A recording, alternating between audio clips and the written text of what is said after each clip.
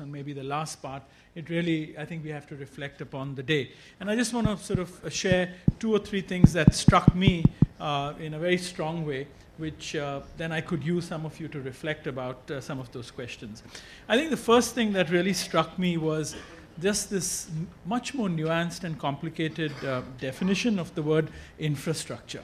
We tend to use infrastructure as physical infrastructure, but I think today what was demonstrated is also social infrastructure, and how we can, in our discussions, have a much more nuanced definition of this. I think that is where we'll kind of get an integrated kind of development. Now, infrastructure is, I think, interesting because it becomes the instrument it's a neutralizing instrument in our highly polarized and diverse and pluralistic cities. It becomes the instrument by which people actually relate to each other, as we saw in the riverfront. It dissolves community identities, it dissolves economic differences, it dissolves many of those differences if it is designed well and it's placed at the highest level. Then it truly becomes a neutralizing element.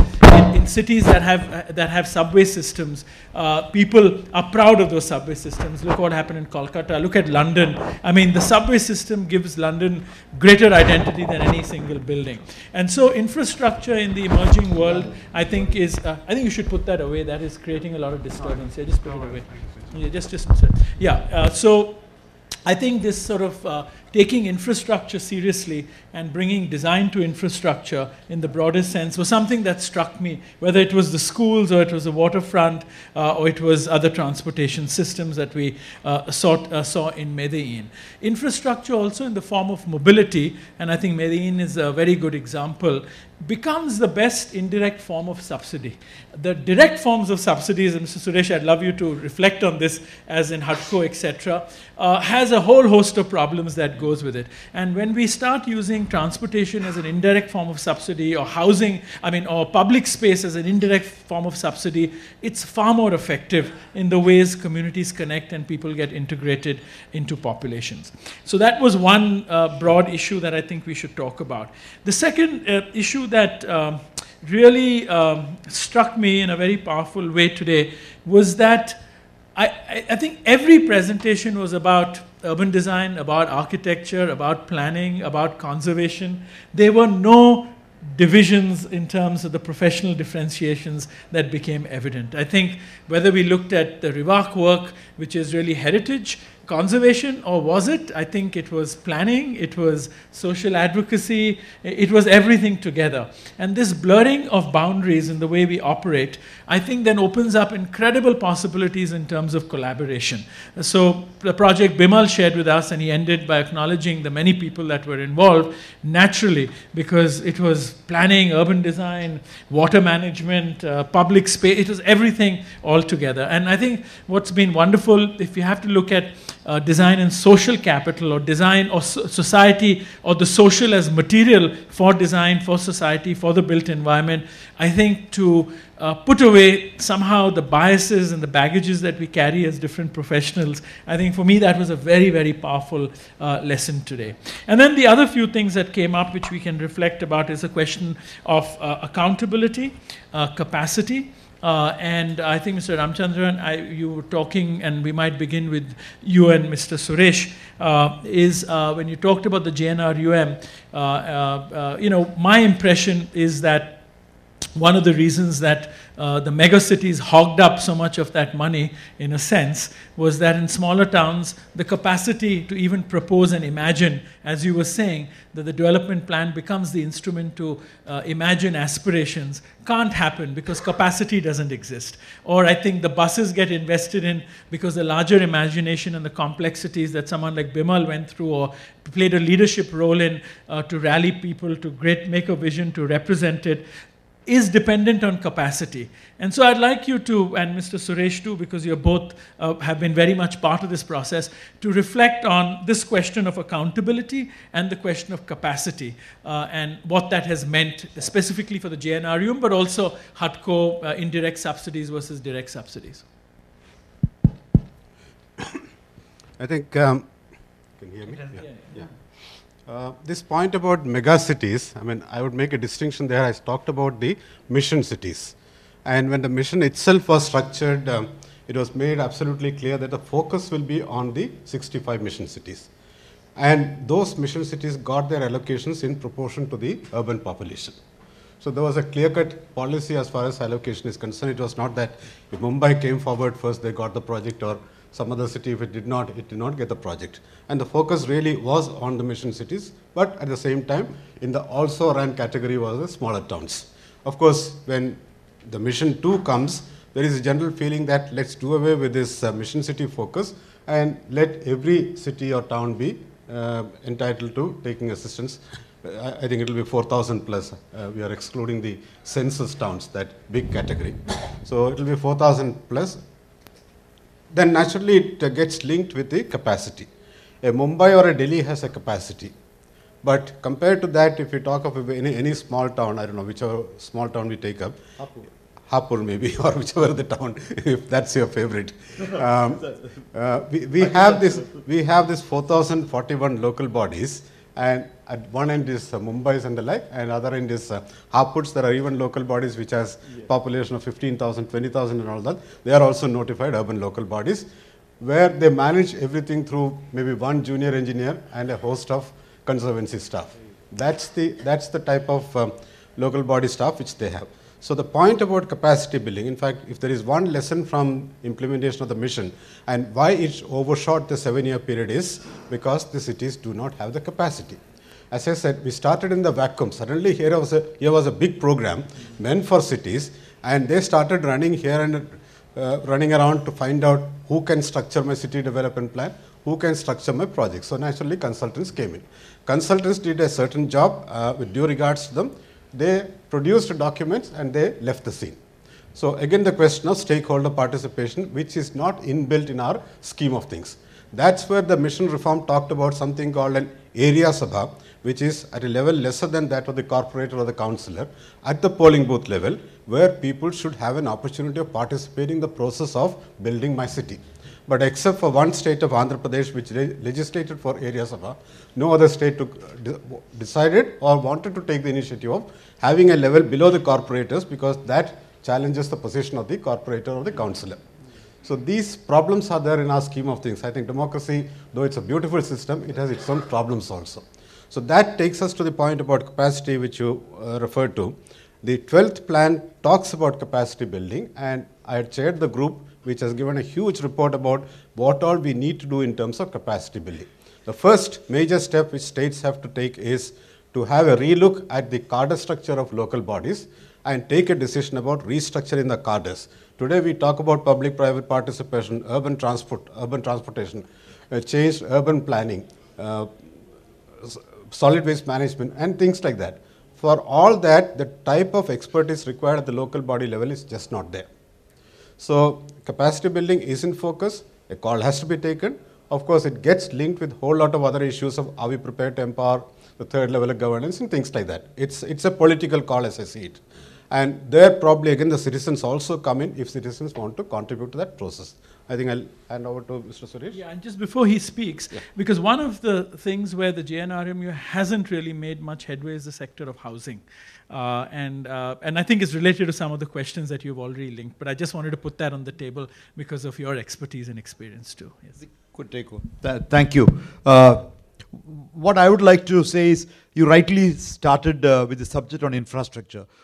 From our point of view, generically, there are 3 types of infrastructure that we cover all the infrastructure requirement. One is called the utility infrastructure, which calls about water supply, sewerage, transportation, waste management, greening, everything that's required in terms of a utility services required for the people in terms, either a public sector or a private sector will provide that. Predominantly it was done by the public sector till for the first 55 to 60 years, but lately a lot of privatization come into some of this area. The second level is the social infrastructure. You briefly mentioned about that. That will cover all about health, education, recreation, cultural, in terms of the health facilities, education facilities, all those stadia, etc. And the third level is the economic and the commercial infrastructure. So these are the thing that comes besides housing on one side. All the 3 infrastructure levels have got to be covered on that. All infrastructure will not necessarily be a viable one. For example, when you want to deal with large number of internal road projects, you can have a highway project with a toll being put over there, which can make that happen over there. But the city level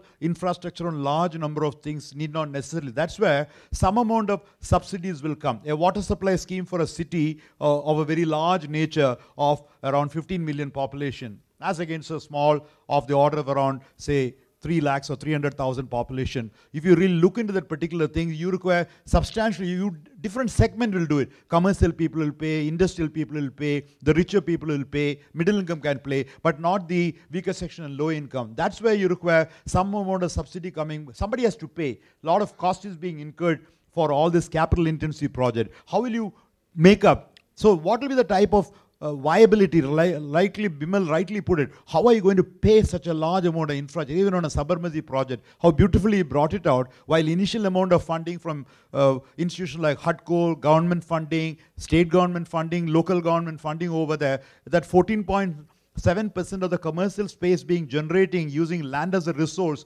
becomes an important component to make that particularly viable. So this is where you have to have a combination of loans along with the government's funds, either through the JNNE or central government or state government funding or some local government funding or even people's participation in some case. I'll talk about that in a minute.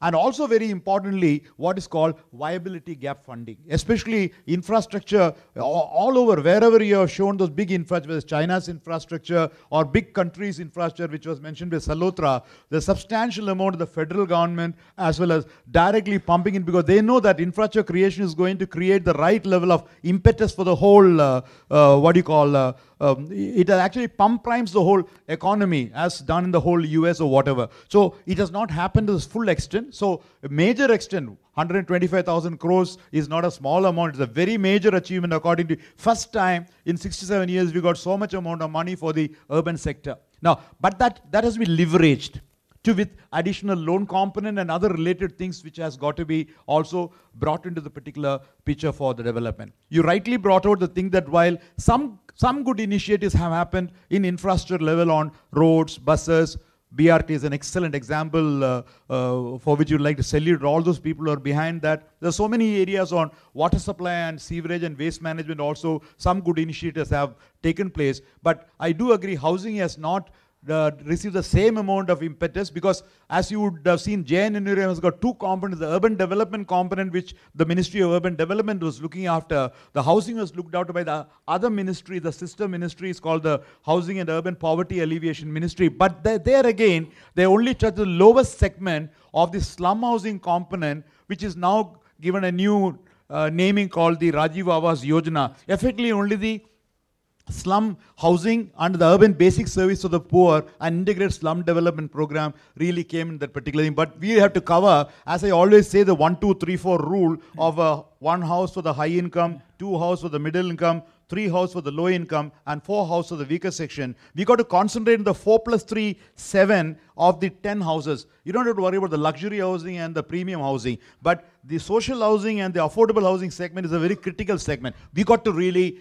invest into for giving access to land, access to finance, access to technologies and services, and also all players to come into action on, not government alone. Government produces 1 house, the remaining 9 houses are produced always by cooperative sector, individual sector, private sector, and various other combinations. You provide an enabling framework so that they'll all be able to contribute together for the house. Thank you very much. That's I think, yeah, we have to pause only to take all that in, because you've given us a big dose. Thank you. No, that's all very, very interesting. I just wanted to, ask Sanjay, because I think his experience that he brought to bear, the whole definition in a sense, or not the definition, but the take on infrastructure, as well as capacity building, works at a completely different texture and scale both for rural India, but also at a different scale. And so just want you to reflect on some of these questions from that perspective. Okay, I think there is some things that are not settled in independent India, and I think we need to not wipe that under the carpet. The issues that are not settled is whether people come first or technology comes first. It's central. It's central to the way we look at our rural areas, and it's central to the way we look at our disempowered slum areas, and even to public projects. And if we say, yes, people come first, and that's a fashionable and politically correct thing to say, I guess, in a democracy, which people come first? That's the next question that immediately strikes you. So when we say social infrastructure, I know that it's convenient to say, okay, schools, colleges, or whatever, hospitals, health clinics, and so on, libraries, if you are in South America, are all tick-marked. But that's not social infrastructure. That is social infrastructure. It's not social capital. Social capital is actually about the way people manage to organize themselves. And let me tell you, it is very, very poorly developed in India and has gone downhill for the last 60 years.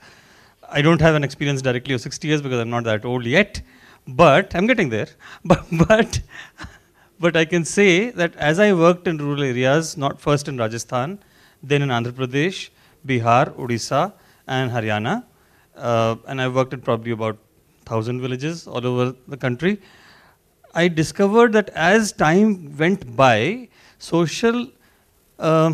social contract, the social compact was constantly getting eroded.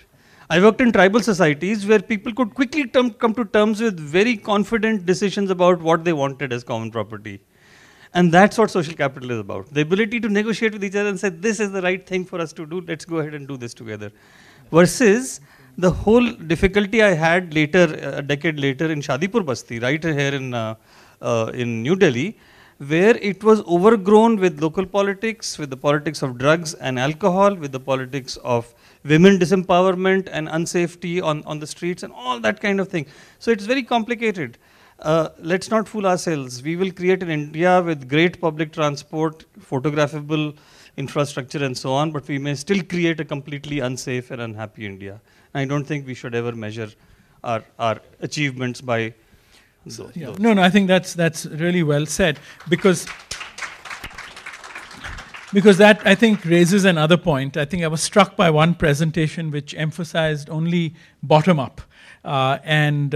And then, of course, we're also talking about top-down. And I think this is the interesting question, because it's not a matter of one or the other. It's a matter of both. And I think how one actually configures that into a conversation is very important. And, I think together with that, I just want to put another observation on the table, which is, I used to hear when I was a student and just starting my practice, and one doesn't pay attention to the World Bank on too many things, but they used to use an expression called a shelf of ideas for developing economies. And what they used to say was essentially that there's never a match between the ideas generated by planners and professionals, etc., and the window of opportunity in terms of politics. Usually when the window of opportunity opens, the planners and architects begin to start doing plans, and by the time their imagination is expressed, the window closes. And so they kind of promoted this idea of creating a shelf of ideas, so that when the window opened for a small time, you could put a lot of ideas through the window very quickly. And I think that is strategic, but it's linked to the idea of the top-down and bottom-up. And so for my colleagues here, I know the Sabarmati River Project was full of these sort of nuances, and so was Medellin. So I'd just like both Bimal and Camilo to kind of share with us some experiences in how this negotiation between top-down and bottom-up, and the role that professionals, in the broadest sense, kind of play in this configuration. As I heard Mr. Prakash talking, I was thinking that he's absolutely bang on. The whole point is social capital and trust. If you have that social capital, you have trust in a society, then you can do tremendous number of things, and that we have very little of in many places. But I was also thinking that this social capital and trust has to be at all levels. It's not just at the village level. Even for me, one of the most fascinating things about the Riverfront project was that for it to come about, everybody had to negotiate in the city. And negotiation happens also at that level. And also, if I just, as an aside, you need that sort of negotiation at the central level. And when it breaks down, India breaks down. When a city, like a village, when a city's various different people are not able to talk with one another and agree upon something, then the city cannot function. And in many ways, what the most exciting parts of the project, let us say, were the ones which required different people to negotiate with one another. And for for that to happen, and I would say in some sense the proof is in the fact the project happened, because in a fractious democracy like ours, the most sort of fascinating thing is, how did this ever get done? When you have the same sort of politics as you have anywhere else in India, it's not because one strong man put it aside, but the design of the project was such that everybody could see some benefit in it, and the costs were in a sense reasonably well distributed. So it's through such projects that you build in a sense. Now all of Ahmedabad looks at it, the Congress looks at it, the BJP looks at it, the rich look at it, the poor look at it, see a little bit in some way or the other, see that they have all been able to, well, come together to fix a major complex issue. And to me, that's the fascinating level of work that needs to be done. We should never mistake, we should not think that the social capital only works at micro scale. It works at major scales also. Yeah, I mean, I think the scalar question is really what this project highlighted. I think the Median project highlights that you work at both those things simultaneously, and I think in the case of the Sabarmati, with time, those smaller gestures will begin to pan out more clearly. But why don't you share with us your experience? Thank you very much. We were able to create all this process in the sense that we were aiming more to the construction and the design of processes between top-down, bottom-up, community, specialists, technicians, and a new completely way of approaching politics, which was that these new politicians that came to power, they didn't have the political culture of sitting on a chair for many, many, many years. They were just engaging society in a different way. They were willing to take risks, how they used the budget, how they were able to engage the community, how they were able to communicate what they were doing. These people, the politicians, by the hand of the technical equipment and the technical professionals as we were, they were presenting every week on the TV, on the radio. They were telling what they were doing. They were creating links of communication saying, this is your taxes that are implemented in here. We are converting your taxes in social capital, but not in a way of simple infrastructure. We're talking about infrastructure in society in itself. So it was taking the risk of bringing people to raise the level of their economical access to education, to all the facilities they were having, because we had this doubt. One, either we distributed the budget as it was done usually, but then we thought that it needed to be more strategic, more directed. And in that sense, what we wanted was to provide people with tools to enhance their way of living. By how? By reaching an education level that they didn't have before. So in that sense, someday they will be able to have a house. But before, we will giving them much more tools and many tools to provide them with access to society in itself, because it was such a divided society because of violence and social neglection. It's a city that used to be divided by violence and by fear mostly. So we were providing them in this design of the processes how to establish trust, mainly trust. If you trust me and I trust you, we can build things together. But that was precise, it was made under very, very precise objectives. And that's the clue. It was not rhetorics. It was very objective projects, well located with the coordinates in the territory. Let's say in this street, between this street and this street, we will be able to do it in 1 year, and we accomplish it.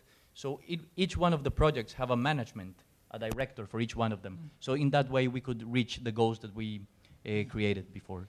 In fact, one of the interesting things as you were speaking, I was thinking, because I've had the good fortune to be at Medellin and study the project with him and his colleagues, is that it's a fantastic example of both large-scale infrastructure connectivity. So the cable cart seamlessly connects, which he did not have the time to explain, but seamlessly connects to the metro system, which means that entire slum communities suddenly get integrated with the mobility system. And it becomes a social mobility system in the process.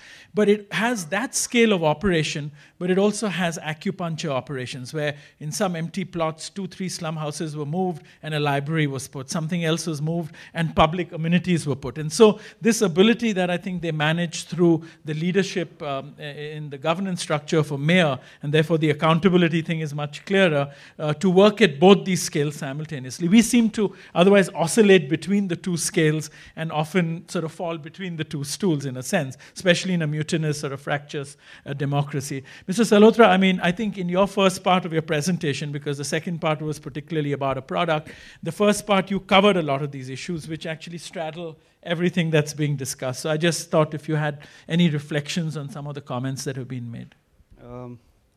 I would say, I've been with the government for about 25 years in all. And one thing that I learned, and learned it the hard way, is that, the concept of command and control systems, where you enforce development or enforce a change from the top, it doesn't work. The only thing that works is cultivation and collaboration. And what that means is you have to get the buy-in from the people who are impacted, from the people who are affected. And this has been a stream that has run right through my career, where the moment you start walking in front, we always say leadership is you leading from the front. What very often happens is, in our type of structures, you start leading from the front, and you march ahead and you look back and there's no one behind you. And therefore it's very important to be facilitating, to be enabling, to be behind the people. People have aspirations, and the same aspirations rule the entire world. It's the same desire to move up the ladder, up the social ladder. We used to call Sanskritization, for example. It's the entire process. And everyone wants to move up. Nobody wants to get up every day in the morning and say, today I'm not going to work. Or today I don't want a good life. Everybody wants a good life.